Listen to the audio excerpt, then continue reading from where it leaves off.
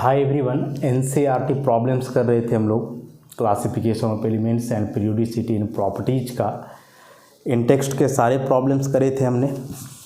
अब एक्सरसाइज में भी बहुत सारे क्वेश्चंस हैं, उनको करें एक एक करके।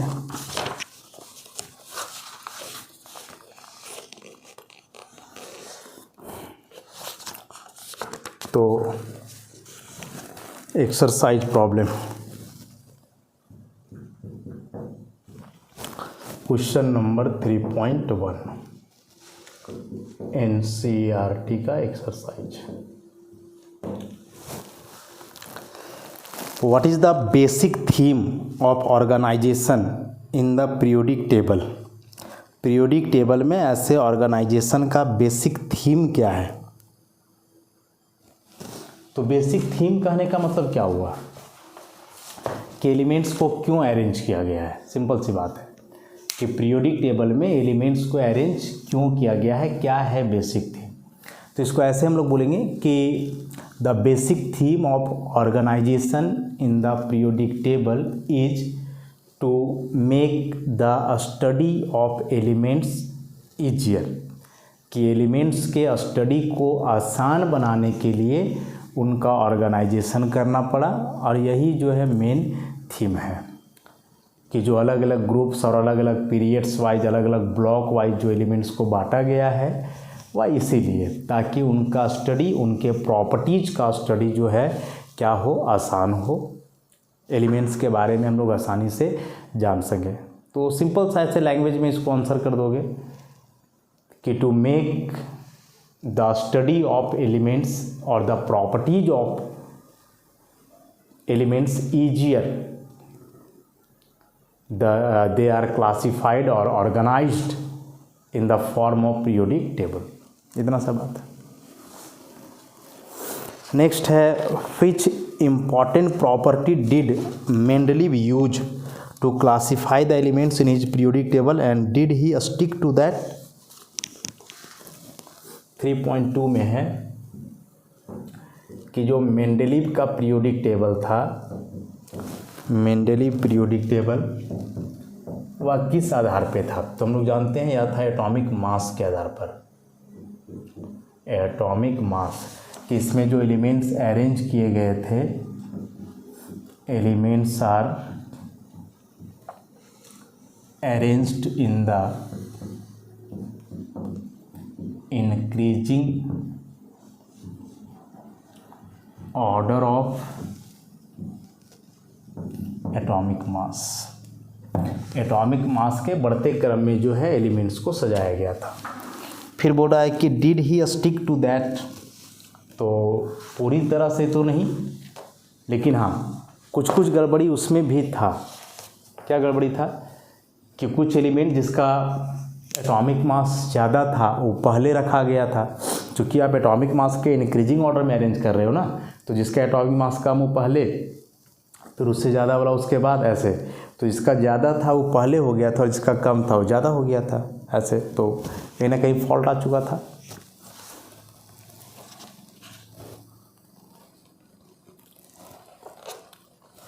नेक्स्ट है क्वेश्चन नंबर 3.3। क्वेश्चन नंबर 3.3 में ये जो मेंडलीव पीरियोडिक लॉ है और मॉडर्न पीरियोडिक लॉ, इसमें बेसिक सा डिफरेंस पूछ रहा है।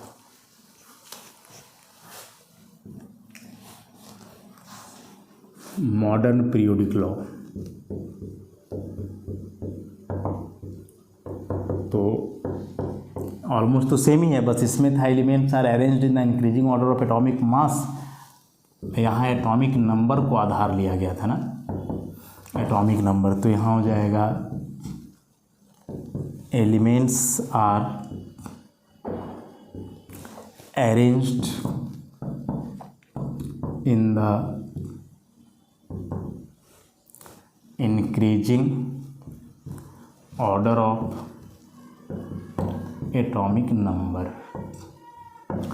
इसमें तत्वों को एटॉमिक नंबर के बढ़ते क्रम में सजाया गया था और यहाँ एटॉमिक मास के आधार पे सजाया गया।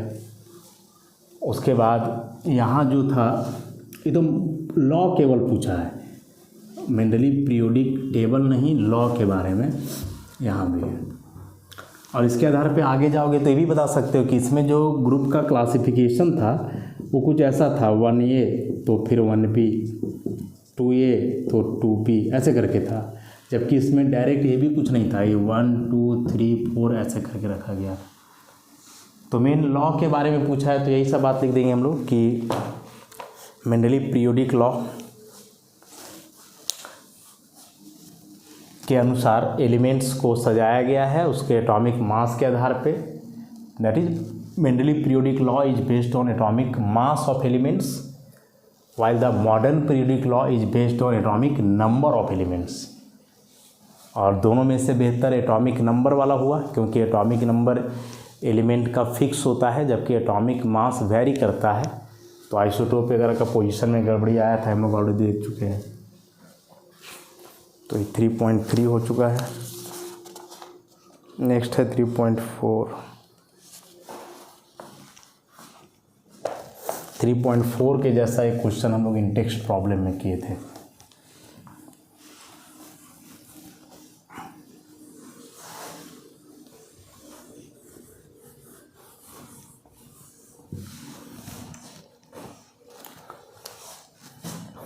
क्वेश्चन नंबर है 3.4। क्वेश्चन है on the basis of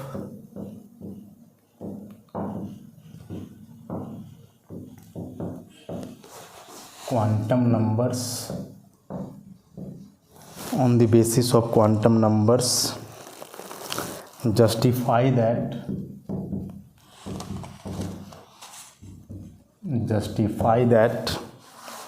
the sixth period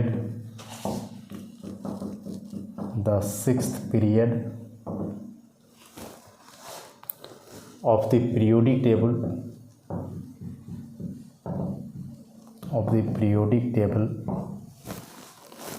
should have 32 elements।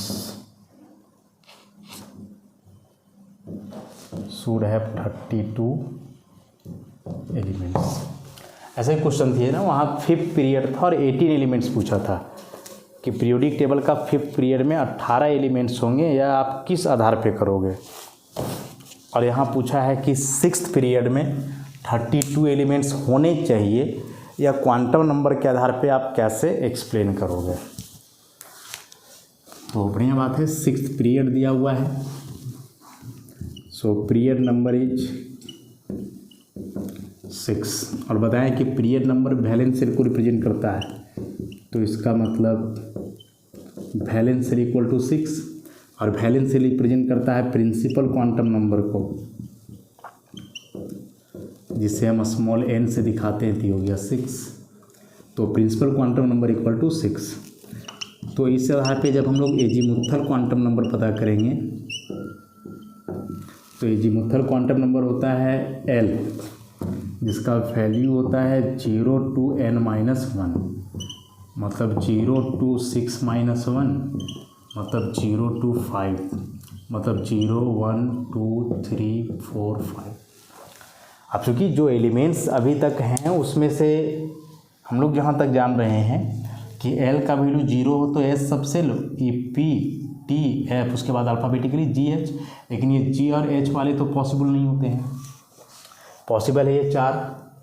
तो इसका मतलब हुआ कि जो 6th सेल है या जो quantum number principal quantum number 6 है, इसके लिए एजीमुथल क्वांटम नंबर के वैल्यू तो पॉसिबल इतने सारे हैं, लेकिन प्रैक्टिकली जो वैल्यू है जिसमें एलिमेंट्स एग्जिस्ट करेगा उसमें से ये 4 0 1 2 और 3। तो इस हिसाब से ये 4 सबसेल बनने वाले हैं S P D और F। तो बनने तो होंगे 6S 6P 6T और 6F, लेकिन इनमें एनर्जी का तो काफ़ी अंतर है। N+L रूल यदि आप लगाओगे तो n सब में 6 है। अब S के लिए L का वैल्यू 0 है, 6 + 1 7, 6 + 2 8, 6 + 3 9, ऐसा n+L। लेकिन हम लोग जान रहे हैं कि यह जो 6S है 6P है 6d है तो 6d का 8 आया, 6p का 7 आया। ऐसे ही एक 4f भी बीच में होता है जिसका 4 + 3 7 होता है ना। ऐसे ही 7s भी होता है जिसका 7 + 1 0 7 होता है। इस बात को तो हम लोग जान ही रहे हैं। वैसे ही 5d भी होता है जिसका 5 + 2 7 होता है। तो कहने का मतलब कि यदि 6p का n + l वैल्यू 7 है तो उसके बराबर जो है वह एनर्जी, उसके बराबर जो है वह एनर्जी 4f का भी है, 5d का भी है। तो इन सब में चलो 6s तो होगा ही होगा क्योंकि इसका एनर्जी सबसे कम है, फिक्स रखो 6s होंगे।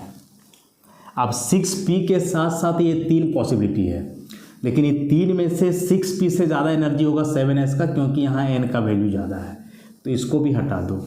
तो अब बचा यह 4f और 5d कि 7 वैल्यू बराबर है लेकिन प्रिंसिपल क्वांटम नंबर n कम है दोनों में, तो इन दोनों का एनर्जी इससे कम ही होगा।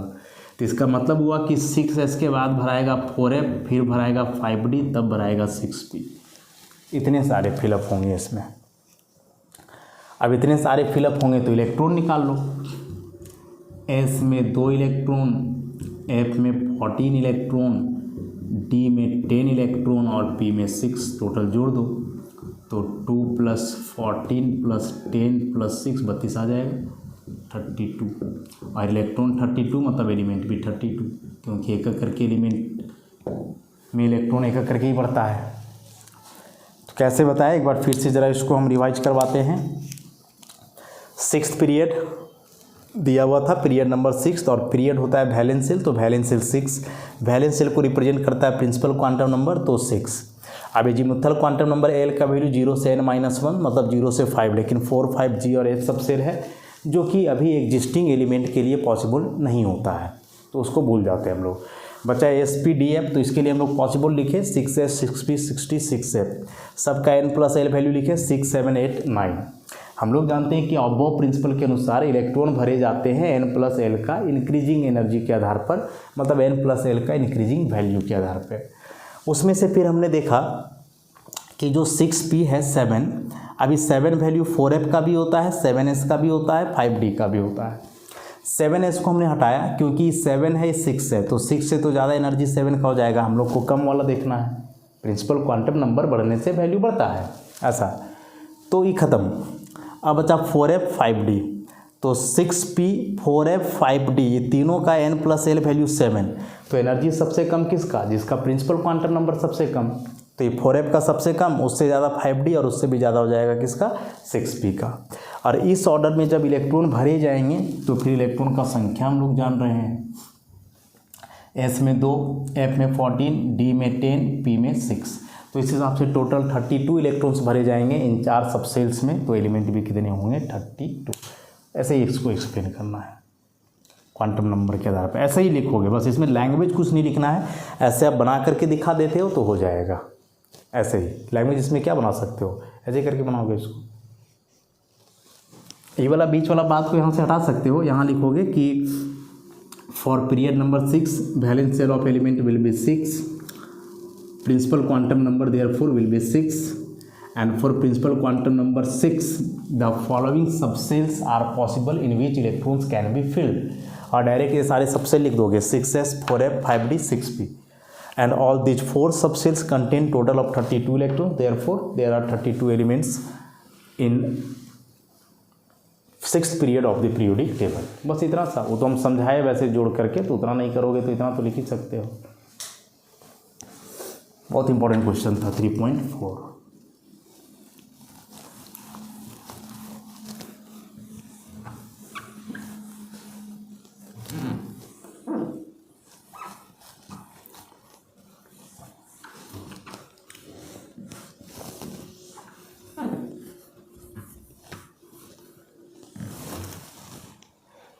Next question number 3.5।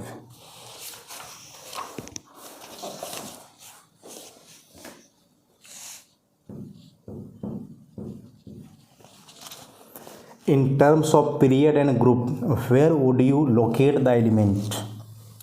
ऐसा क्वेश्चन है, छोटा सा है। in terms of period and group, where would you locate the elements, या एलिमेंट है केवल, विथ z इक्वल टू 114। देख लो ऐसे क्वेश्चंस रिपीट कर रहे हैं, पीछे इन टेक्स्ट में था, अभी एक्सरसाइज में है, आगे भी होगा। मतलब ये एटॉमिक नंबर के आधार पे पीरियोडिक टेबल में पोजीशन पूछना कोई नया बात नहीं है, आएगा ही एग्ज़ाम में, 100% आएगा। इसलिए इस कंसेप्ट को अच्छे से जान लो, समझ लो, सीख लो। तो एटॉमिक नंबर यदि 114 दिया हुआ है तो इसका मतलब इलेक्ट्रॉन भी हो गया 114। तो इलेक्ट्रॉनिक कन्फिग्रेशन लिख लेते हैं हम लोग, 1s2 2s2 2p6 3s2 3p6 3d10। यहाँ डायरेक्ट अरेंज करके हम लिख रहे हैं, अबव प्रिंसिपल के अनुसार नहीं है। आप चाहो तो अबव प्रिंसिपल के अनुसार लिख सकते हो उसको। 4s2 4p6 4d10 4f14 5s2 5p6 5d10 6s2 6p6 6d10। अच्छा, यहाँ 5f14 भी होगा, 5f14 भी होगा। उसके बाद हो जाएगा 6s2 6p6 6d10 7s2 और 7p कुछ होगा, 7p2 होना चाहिए। जोड़ के देखो, 2 और 2 4 इलेक्ट्रॉन्स, 4 और 6 10 और 2 12 6 18 10 28 और 2 30 और 6 36 और 10 46 4 50 और 10 60 2 62 और 6 68 और 10 78 और 4 82 और 10 92 2 94 और 6 100 110 112 114। ठीक है, इलेक्ट्रॉनिक कन्फिग्रेशन लिख लिए हम लोग। देख लो इलेक्ट्रॉनिक कन्फिग्रेशन भी कितना इंपॉर्टेंट रोल अदा कर रहा है। डायरेक्ट आ जाएगा, चाहे ऐसे निकालने बोल देगा, तो बिना इलेक्ट्रॉनिक कन्फिग्रेशन लिखे कैसे निकालोगे। पीरियड ग्रुप ब्लॉक भी निकाल ही लेते हैं हम लोग। तो अंतिम इलेक्ट्रॉन जा रहा है पी में, therefore block will be P. Period valence shell होता है,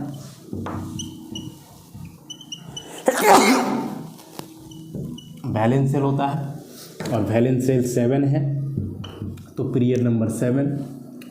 अब ब्लॉक पी है, बिना ब्लॉक निकाले ग्रुप निकाल पाना संभव नहीं होता है, पता है हम लोग को। तो पी ब्लॉक के लिए ग्रुप कैसे निकालते हैं,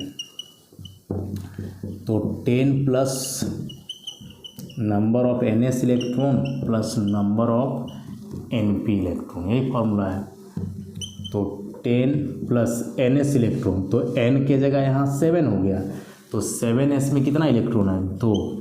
NP इलेक्ट्रॉन में 7P में कितना है, 2, तो ये हो गया 14। पता चल गया, ग्रुप 14 पीरियड 7 ब्लॉक।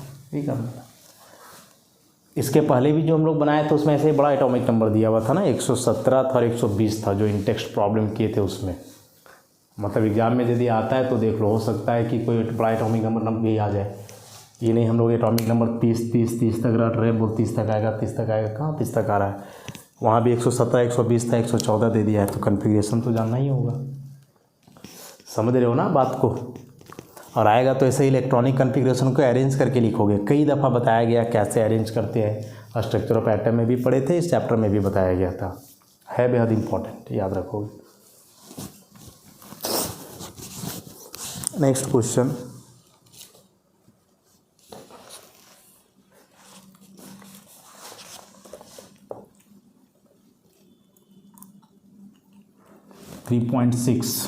उल्टा है इसका। इसमें एटॉमिक नंबर दिया हुआ था, पीरियड और ग्रुप फाइंड करना था, और अब की बार पीरियड ग्रुप दिया हुआ है, एटॉमिक नंबर फाइंड करना है। इसका उल्टा।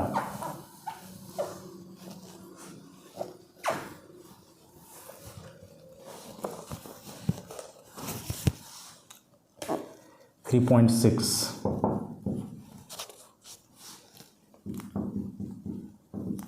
write the atomic number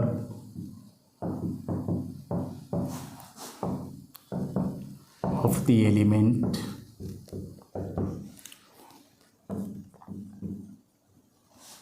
present in the third period and 17th group of the periodic table.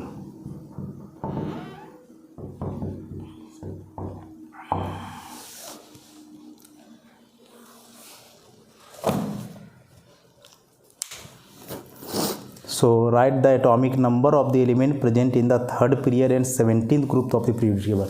कि पीरियोडिक टेबल का थर्ड पीरियड और 17th ग्रुप में जो एलिमेंट है उस एलिमेंट का एटॉमिक नंबर लिखना है।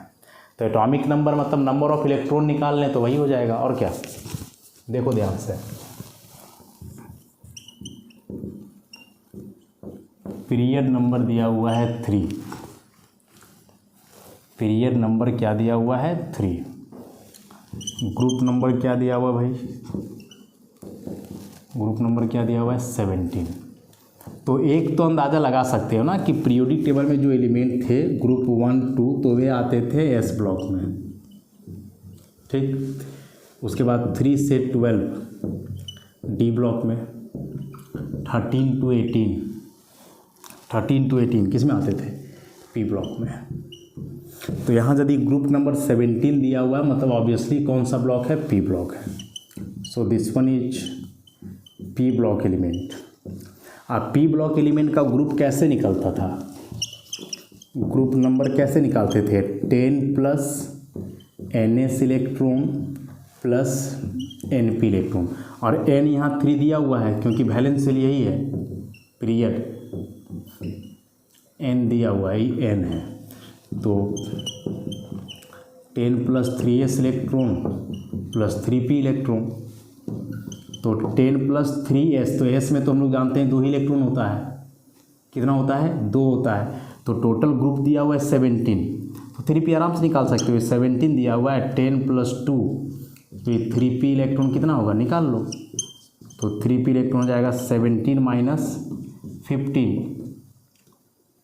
सॉरी 15 नहीं 12, तो आ जाएगा 5। तो 3P में इलेक्ट्रॉन पता चल गया कितना 5, हालांकि डायरेक्ट भी पता चल जाता है कि 10 2 12, तो 5 इसी में हो जाएगा, समझ रहे हो ना, 5 इसी में हो जाएगा।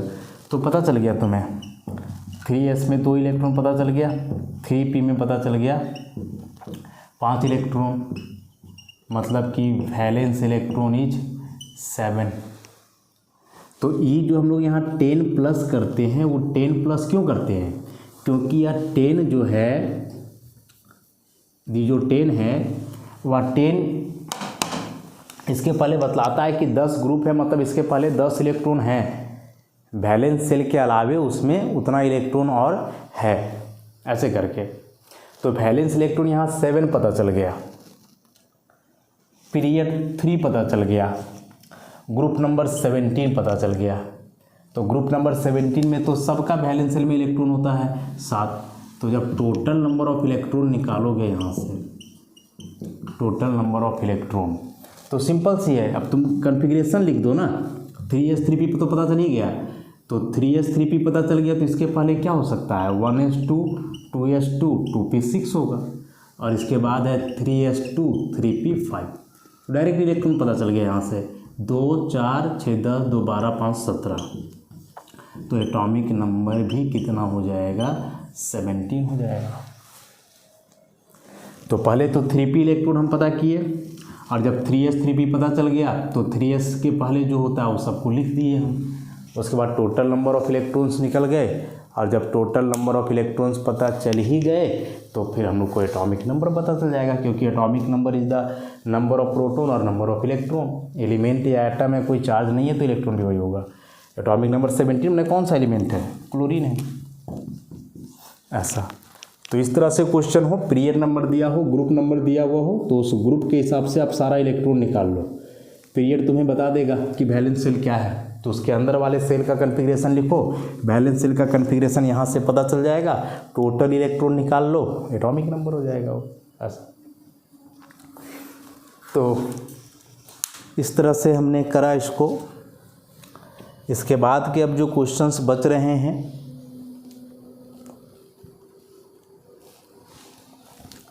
एक क्वेश्चन इसमें और 3.7 देखो, दो साइंटिस्ट का नाम दिया हुआ है और पूछ रहा है कि आपको क्या लगता है कि इन दो नाम पे कौन कौन से एलिमेंट हैं, वैसा पूछ रहा है। क्वेश्चन नंबर 3.7 कि which element do you think would have been named by, दो साइंटिस्ट का नाम दिया हुआ है, एक है लॉरेंस बर्कली लेबोरेटरी, ये लेबोरेटरी का नाम है तो नाम भी किसी साइंटिस्ट के नाम पे ही था, और सीबोर्ज ग्रुप। तो बोल रहा है कि दोनों के आधार पे कौन से एलिमेंट का नाम होगा, तो नाम तो तब बता पाओगे ना जब सारे एलिमेंट पता हो, और सारे एलिमेंट तो तब पता होंगे जब आप उसको रटे होगे, क्योंकि रटने का तरीका तो हमने बताया है। तो बताया है तो क्या बताए थे, लॉरेंशियम बताए थे क्या, lawrencium Lr atomic number 103, lawrencium एक ब्लॉक एलिमेंट है। और इससे भी बताए थे क्या, सीबोर्जियम Sg, ये कहाँ है, सीबोर्जियम कोबाल्ट वाले ग्रुप में है, सीबोर्जियम। याद रखने का जो तरीका बताए थे, करो, या कोबाल्ट का नहीं है, क्रोमियम वाले ग्रुप का है, करो मरो वर्क सीज, है ना, करो मरो वर्क सीज ट्रिक को याद करो तो ऐसे ही था। क्रोमियम का एटॉमिक नंबर 24, मॉलिब्डेनम का 42, टंगस्टन का 74, इसमें 32 जोड़ दो तो 106 आ जाएगा, सीबोर्जियम ऐसा। तो लॉरेंस बार्कली लेबोरेटरी के नाम पे लॉरेंशियम एक एलिमेंट है, एटॉमिक नंबर 103, और इस सीबोर्स ग्रुप के आधार पे सीबोर्जियम है जिसका एटॉमिक नंबर है 106। ऐसे भी क्वेश्चन आ सकते हैं, यही तो फ़ायदा हो रहा है ना एक्सरसाइज बनाने का, अलग अलग तरह का चीज़ पता चल रहा है। ठीक है, इसके बाद के अब जो क्वेश्चन है 3.8 से, उसे हम नेक्स्ट लेक्चर से करेंगे। तो आज के लिए इतना ही, धन्यवाद।